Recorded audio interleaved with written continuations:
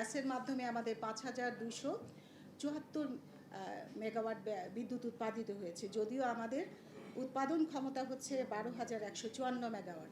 তার মানে আমরা অর্ধেকেরও কম উৎপাদন করতে পারছি গ্যাসের স্বল্পতার কারণে।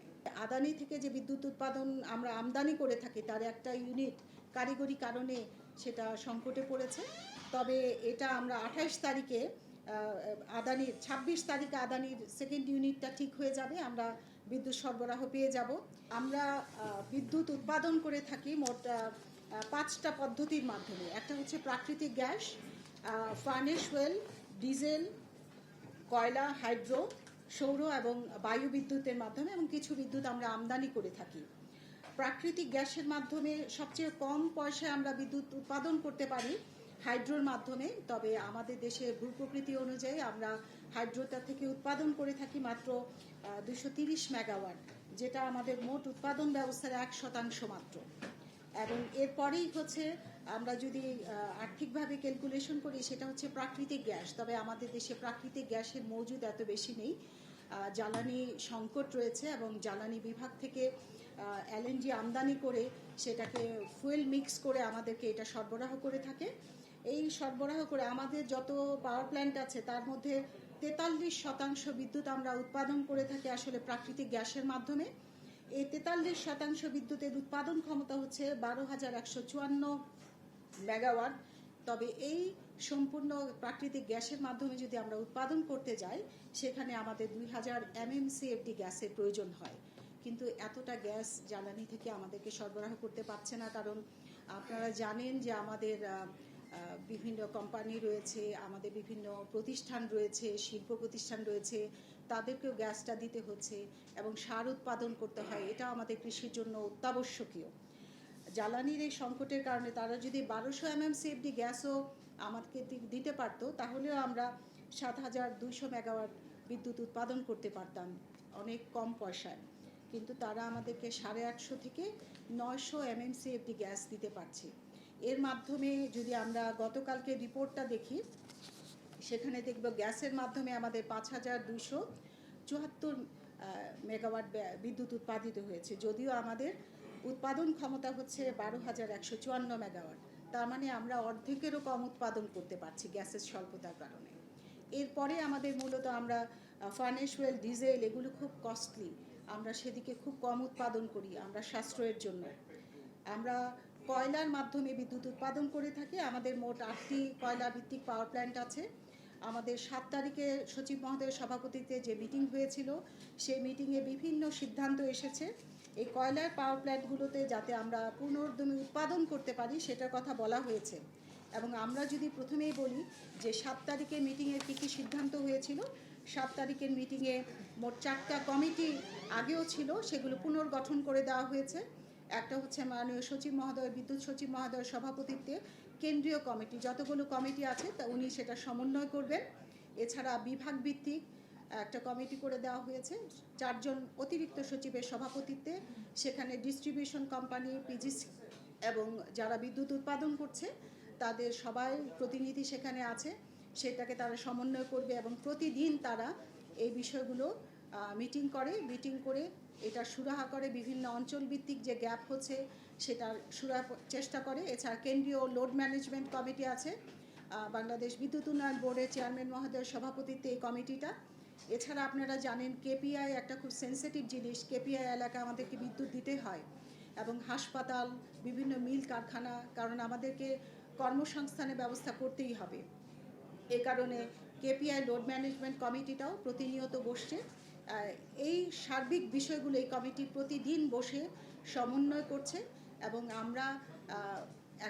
আমরা কিন্তু গত 3 দিন যাবৎ আমাদের এর আগের দিনের কতটুকু লোডশেড হয়েছে, কতটুকু ডিমান্ড, কতটুকু সরবরাহ আমরা দিতে পেরেছি, তাতে কতটুকু লোডশেড হয়েছে সে তার একটা অঞ্চল ভিত্তিক এবং বিভাগওয়ারি বিবরণী আমরা প্রকাশ করছি এবং সেটা কিন্তু আপনারা পিআরওর কাছে এটা পেয়ে যাবেন। এবং আমরা মাননীয় প্রধানমন্ত্রী মহোদয়, আমাদের বিদ্যুৎ মন্ত্রণালয়ে যে মন্ত্রী মহোদয় আছেন, প্রতিমন্ত্রী মহোদয় আছেন, আমরা সর্বত্র সেইটা প্রকাশ করছি। এবং আপনারা দেখবেন যে একটা বিভ্রান্তি হচ্ছে তথ্যের ক্ষেত্রে, আমরা আজকের পত্রিকাও দেখেছি তথ্যের ক্ষেত্রে একটা বিভ্রাট হয়েছে। তবে একটা জিনিস মনে রাখবেন, এনএলডিসি যে তথ্য তথ্যটা দিবে, মানে পিজিসিবির একটা ন্যাশনাল লোড ডিসপাস সেন্টার আছে, তারা যে তথ্যটা দিবে ওইটাই হচ্ছে প্রকৃত তথ্য। এবং এই কমিটির মিটিংয়ে অনেক কিছু সিদ্ধান্ত হয়েছে, আমরা যাতে গ্রাম এবং শহরের লোডশেডটা একটা সমন্বয় করি এবং সেচের কার্যক্রমটা যাতে সমন্বিতভাবে থাকে সেই বিষয়ে সিদ্ধান্ত হয়েছে এবং কমিটিগুলো সেই বিষয়টা দেখছে। এছাড়া বিভিন্ন ফিডার যে যাতে লোড নিতে ভারসাম্যহীনতা না হয়, টেকনিক্যাল বিষয় যাতে থাকে, এগুলো আমাদের ডিস্ট্রিবিউশন কোম্পানিগুলোকে, আমাদের জেনারেশন কোম্পানিগুলোকে বলা হয়েছে। এবং ঘাটতি পূরণের জন্য আমরা যেহেতু গ্যাসের উপরে নির্ভরশীল, গ্যাসটা যাতে দেওয়া হয় এটাও আমরা জ্বালানি মন্ত্রণালয়কে বলেছি। এছাড়া ঘাটতি পূরণের জন্য আমরা কয়লার বিষয়টাও বলেছি। এবং রূপপুর পারমাণবিক বিদ্যুৎ কেন্দ্রটার উৎপাদন যদি খুব শীঘ্রই হয় সে বিষয়ে আমরা, এটা আপনারা জানেন এটা বিজ্ঞান প্রযুক্তি মন্ত্রণালয়ের আওতায়, এটা আমাদের করণীয় কিছু নেই। তারপর রাশিয়ার সাথে তাদের চুক্তি আছে, এই বিষয়টা যদি দ্রুত করতে পারে আমরা কিছুটা সাশ্রয় করতে পারবো আমরা বলে আশা করছি। আমরা এখন যদি গত দিনের বিবরণীটা দিই, আমরা কিন্তু 4টা সেগমেন্টে আমরা এই গ্যাপটা বিশ্লেষণ করছি। একটা হচ্ছে আপনারা জানেন যে অঞ্চল ভিত্তিক এবং বিভাগওয়ারি আমরা যে বিবরণীটা প্রকাশ করছি, তার চিত্রটার মধ্যে আমরা 4টা সময়ে করে থাকি। একটা হচ্ছে রাত্র 12টায়, কারণ প্রতি ঘন্টায় ঘন্টায় তথ্য নেওয়া হয়, এত তথ্য দিলে পরে আসলে বিভ্রান্তি হবে। এই জন্য আমরা 4টা সময়, রাত্র 12টা, দুপুর 12টা, দুপুর 3টা এবং হচ্ছে রাত্রে 8টা, কারণ আমরা ইভিনিং পিক আর ডে পিক এগুলো বিবেচনা করে থাকি। সব মিলিয়ে আমরা যদি দেখি গতকালকের বিদ্যুৎ চাহিদা ছিল 15,767 মেগাওয়াট।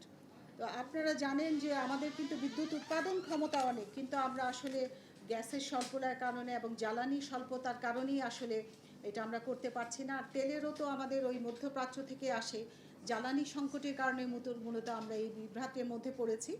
এবং সাপ্লাই ছিল গতকালকে 13,681 মেগাওয়াট, তার মানে 2,086 মেগাওয়াটের মতো আমাদের লোডশেডিং হয়েছিল।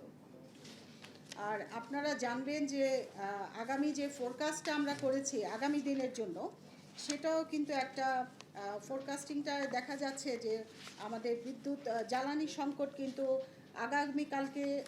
আগামীকালকে বলতে আজকের কথা আমি বলছি, সেটা প্রায় 17,000-এর মতো।